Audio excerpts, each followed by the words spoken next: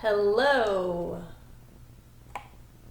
Hello, Rise Up Visionaries. I'm Susan May, and I'm here to share my journey to inspire you on your journey of unplugging. Okay, so the topic I threw out to you on Monday is about ideas, and I wanted to hear from you about a time in your life where an idea, a simple idea, changed your life. And I got some awesome answers. I got them on my public page. Actually, I think I mostly got them on my personal page in my Gather and Get Moving private Facebook group, which is free. So if you want to join, comment below. I did get an email response too. And so this is something that's really exciting to me when I think about ideas and how just learning something new has the power to transform our lives. It really just kind of blows my mind, and it just makes me feel so excited about the future, about learning new things, about sharing, about the power of our stories. So this is why I get excited, because I look back on my life and the times that an idea changed my life, and it kind of amazes me, because before I was exposed to whatever the idea was, I thought I knew something.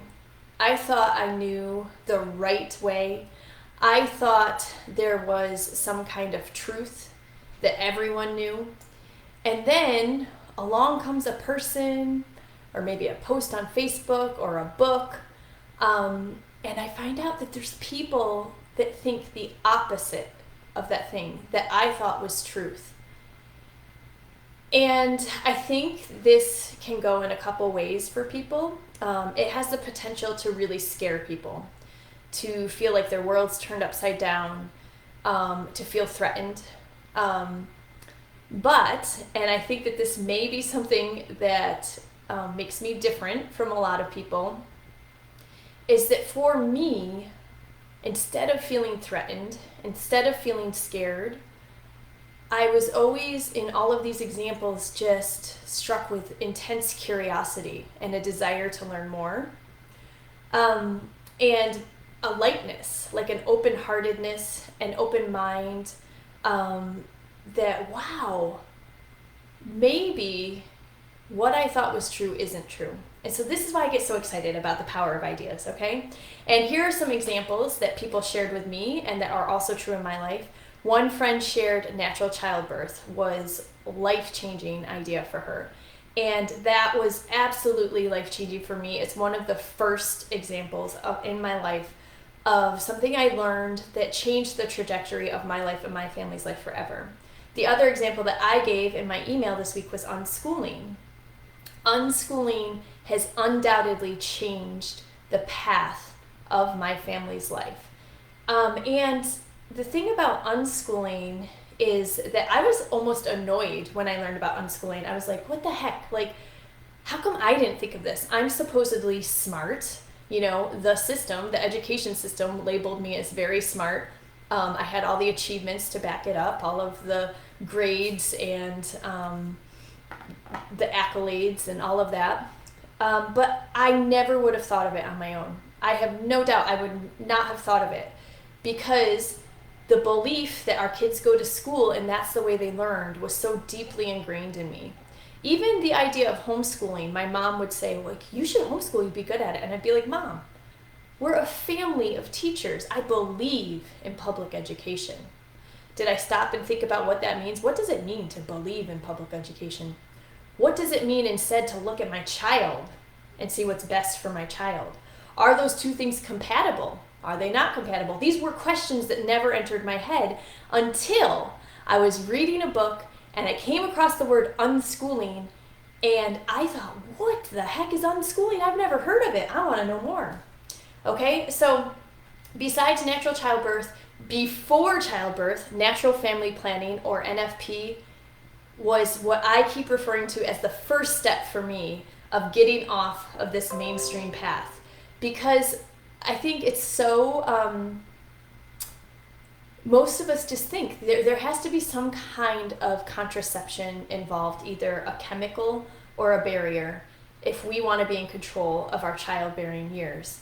And when I was exposed to this couple that embraced natural family planning and their enthusiasm and their love for it, and how they just exuded this positivity about how it impacted their lives in such a beautiful way, that their relationship was stronger, that the woman, I will tell you, the woman and the man, we get to know our bodies so much more, and we know so much about our bodies that we become in control of those things for the most part, okay? Control is something that I'm learning in my life over and over to let go of.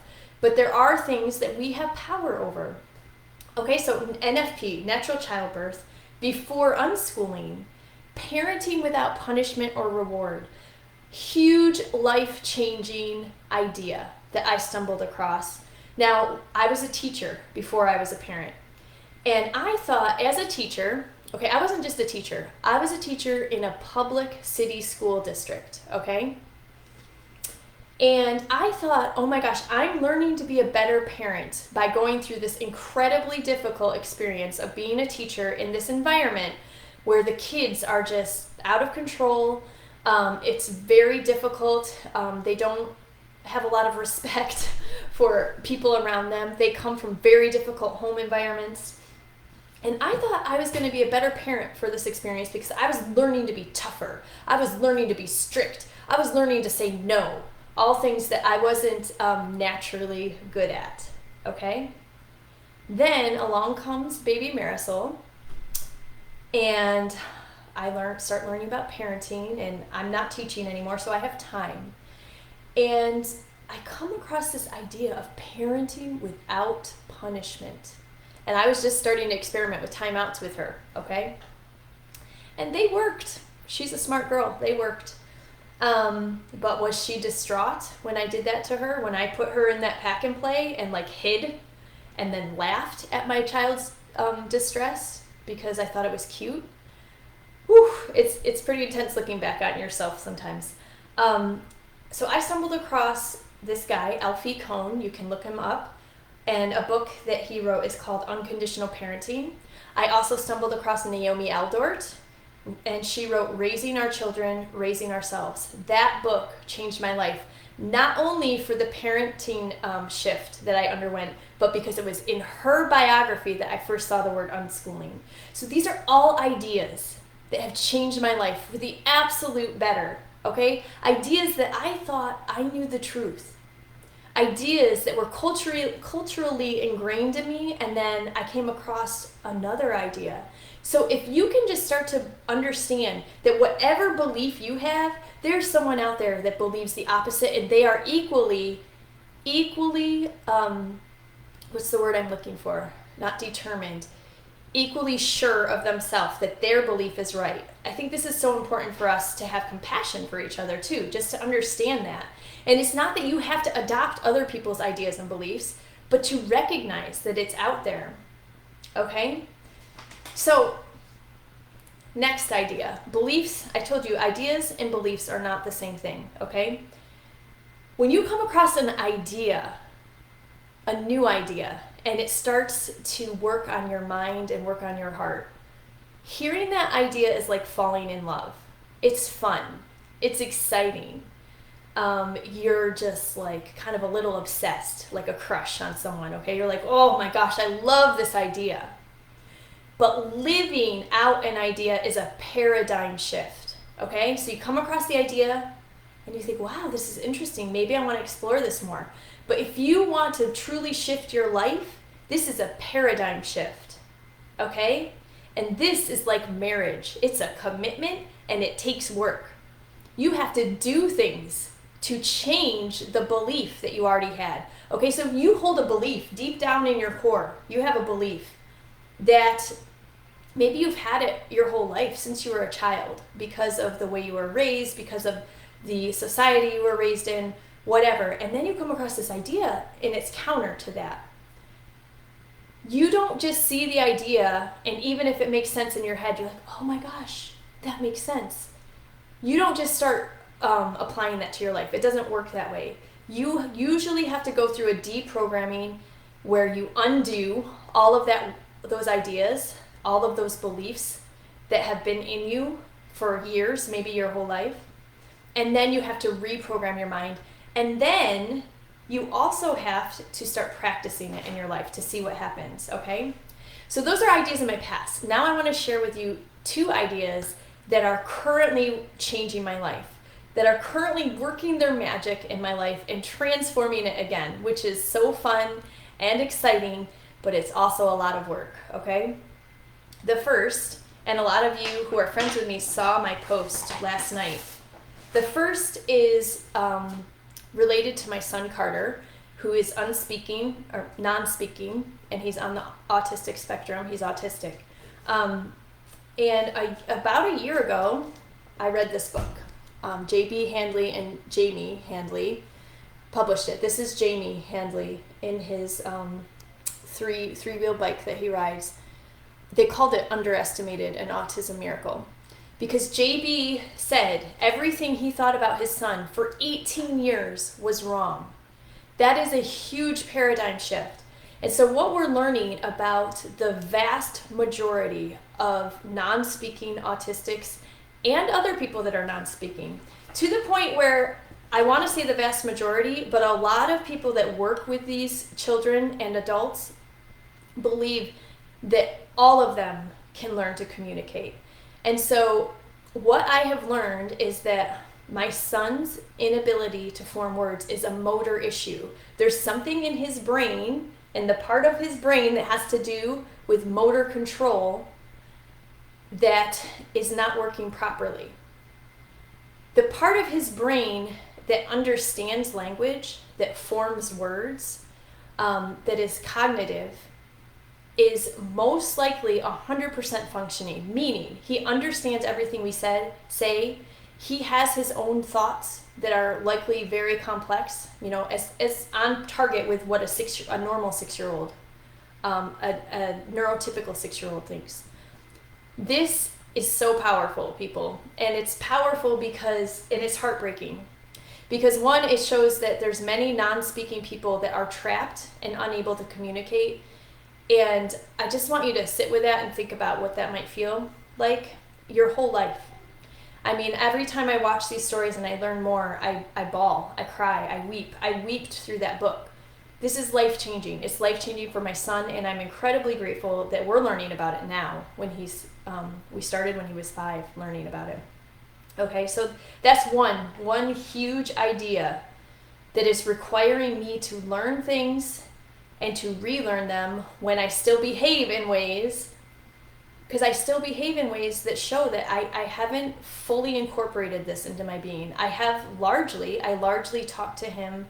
I let him know now every time we're going somewhere. I could talk a long time about this, but I'm going to move on to the second example in my life. And this was also last year I shared with you all.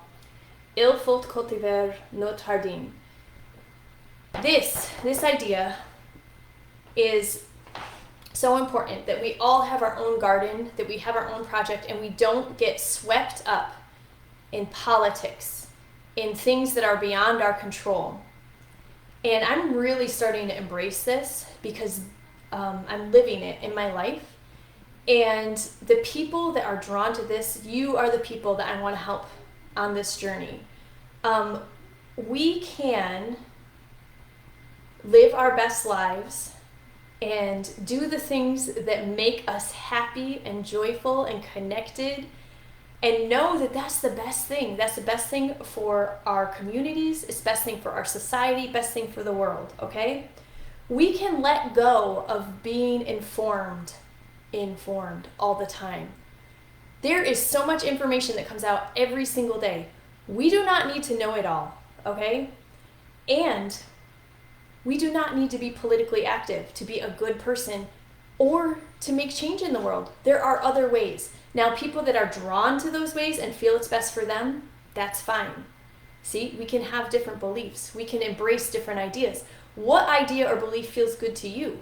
For me, in my life, I am seeing how following this path of doing what lights me up, of focusing on my family and my passion and what's good for me, is what's best.